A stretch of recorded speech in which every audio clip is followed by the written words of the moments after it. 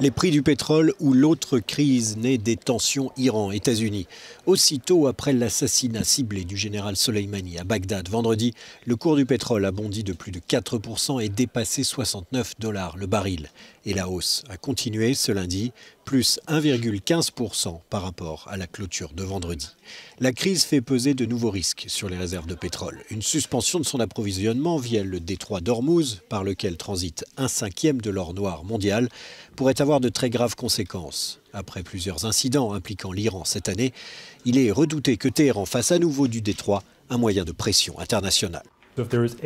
S'il y a une perturbation des flux de brut en provenance de cette région, cela entraînera nécessairement une forte pression à la hausse sur les prix.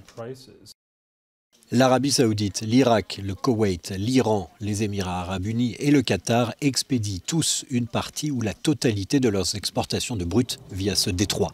60% du marché asiatique passe par cette route. Certains producteurs ont des pipelines alternatifs qui contournent le détroit d'Ormuz, mais ce n'est pas suffisant.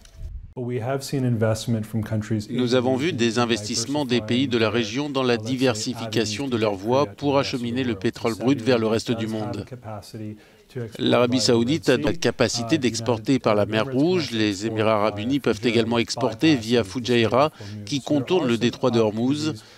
Il existe donc des possibilités. Le niveau de capacité n'est pas tout à fait le même que celui que nous constatons dans les ports du Golfe, mais il est possible pour eux d'introduire du pétrole brut sur le marché international en cas de perturbation prolongée.